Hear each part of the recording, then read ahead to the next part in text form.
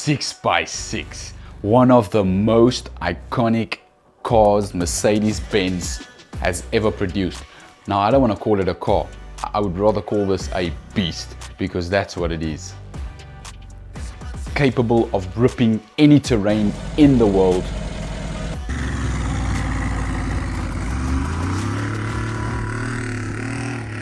This car racks up over 20 million South African rands.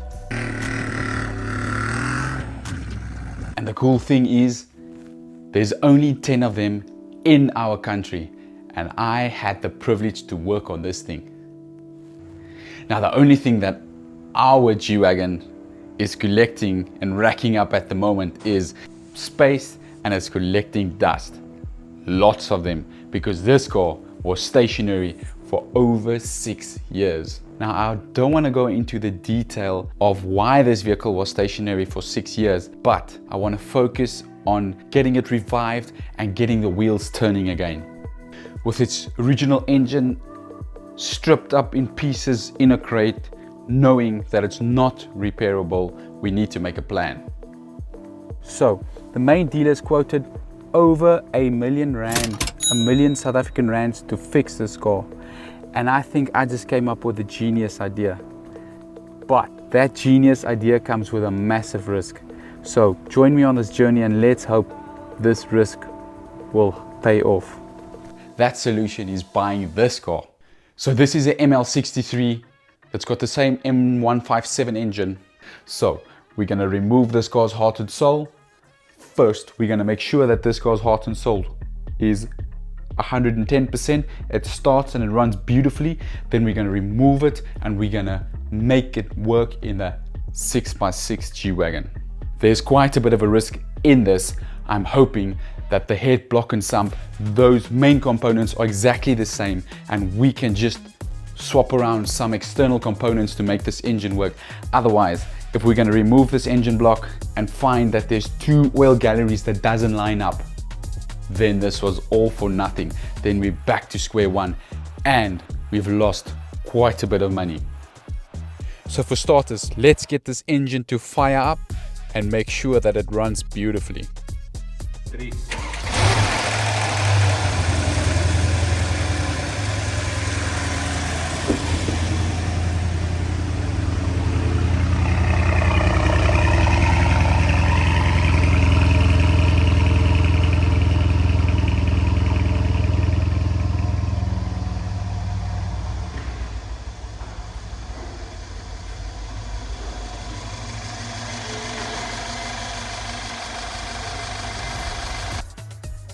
Now, I would call that a success.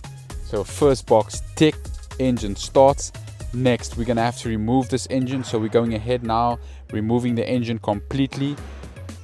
And then the final decider would be if this engine is going to work or not.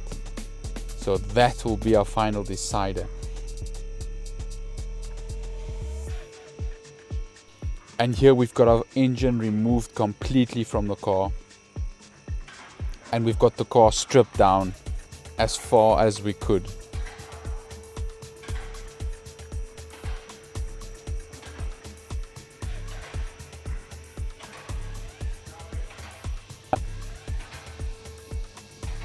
And ladies and gentlemen, there's the ML63's heart and soul.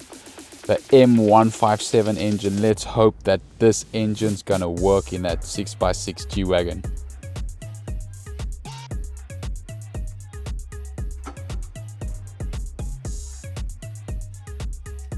And this is all that remains of this car. So we've chucked everything that we're not going to use. Then we stored all the components that still got some value to it.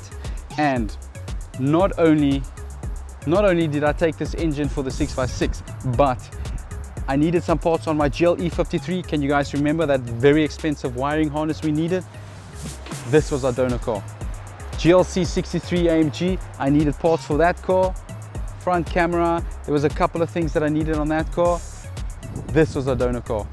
And the cool thing, BMW M6 also needed a level sensor on the rear suspension. This was our donor car. So we got quite a bit of things squeezed out of this. and this is all that's left.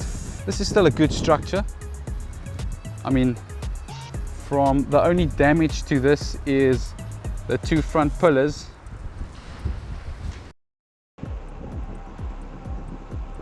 So getting the 6x6 loaded up from the main dealers was quite an eventful journey on its own. So we had a lot of the components mounted to the deck of the flatbed, and I was constantly watching my rearview mirror because I wasn't planning on losing anything on this trip.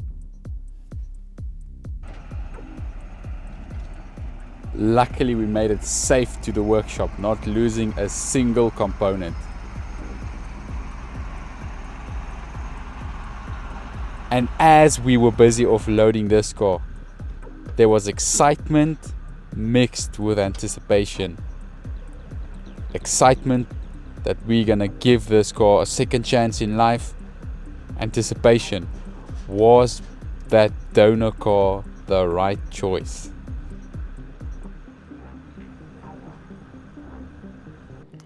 This is my office for today.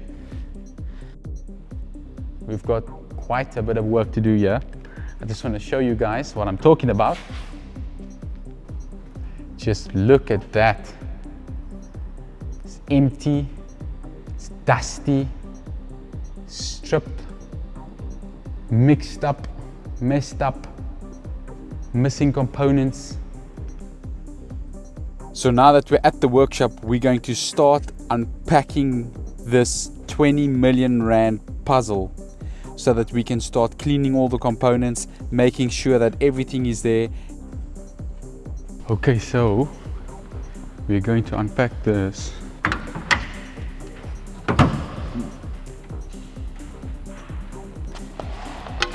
There we go. Get everything out here so we can see what this job will entail. This is the rat pack. It's heavy.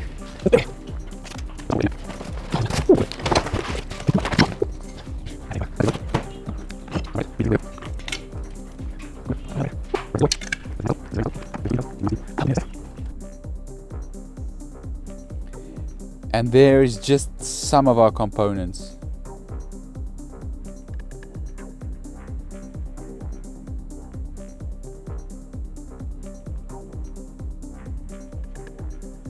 Now we can close this. Perfect. We're going to work with an engine, so everything, literally everything of this car is covered in dust. And we all know when you open up an engine, you don't want dust going in there. So I think let's just wash everything. Let's clean the engine bay. Let's clean every component that came with this car. And then when it comes to assembling the engine, we know that all dust and dirt has been taken care of. I'm now carefully spraying a water-based soap onto all the components. Then I'm taking a brush to gently brush the dirt off, and then once that's done and I'm happy with the process, we're going to take the high pressure gun and we're going to spray the soap and the dirt off with the high pressure gun.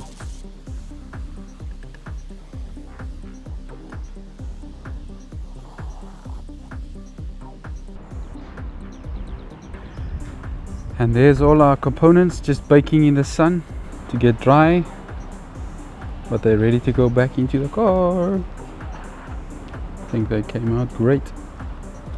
Everything looks new again. I'm also giving the transmission a nice clean and just being careful so that I don't get water ending up on the inside of the transmission. Okay, so I've blocked off all the pipes and electronic connections and everything that I don't want to get water into. Now I'm giving it a nice water-based soap. I'm gonna let the soap sit for a while because there's a lot of dirt in here. And then I'll take a brush, wipe it off nicely, and then we can clean it.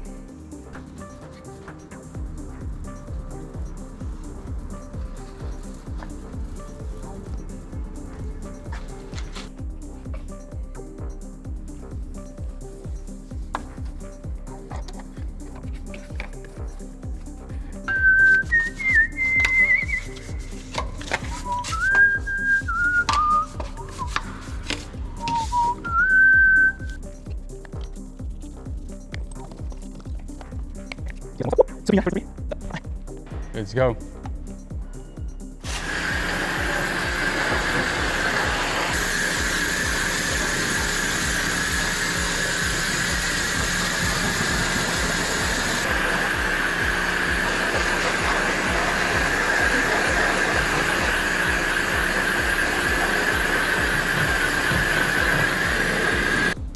I think it's been like 6 years now, probably around about 6 years that this thing hasn't been running. So I just cleaned off like 6 years of dirt. 6 years.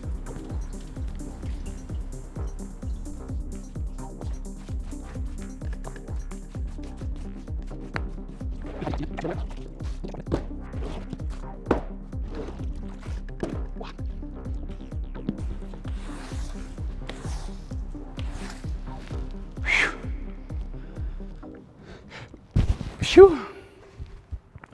This is like a workout. Yeah, sweating to clean an engine bay. And now it's time to get the old engine so that we can start prepping for the rebuild. And here she is, in pieces, in a million pieces. That's how we got it from the dealer. This was the original engine, the one that we're throwing out now. I'm sure we can use some of these components.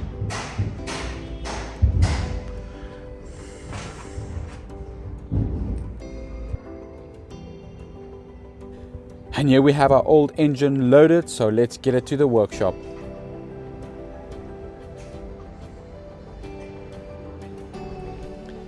Okay, so here's our engine ready on the stand to get stripped down. We've got a lot of components that we're going to replace. Here's the parts from the old engine. Some of these parts we're going to have to use, like the sump. The sump on these engines are different. We're going to change the turbochargers, and we are replacing a lot of components. We're replacing all the normal wear and tear items, like your front and rear crank seals, timing chain tensioners, oil pump. We're definitely changing the oil pump, thermostat, water pump, every coolant pipe on the front of this engine, because they are known for breaking. So we're replacing all of them, and we're doing the spark plugs, air filters. We're doing all lube changes. First things first, we're gonna have to start at the bottom, take the sump off. That will be a good start, so that we can check the oil pickups and all that, make sure that everything's gonna work. Okay, so I just want to show you guys why we have to replace this engine. So this is the original engine block, and if you look in here, this is where your main bearings should go into.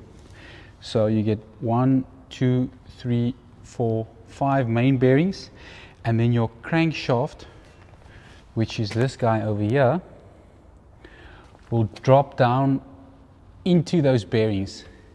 And basically what has happened to this engine is, I just want to show you guys something very, very small. It's very small. I hope I can get it on the camera. Let me just grab a light. Okay, I can see it. Let me just make sure that you guys can see it as well. Get a nice zoom. There we go.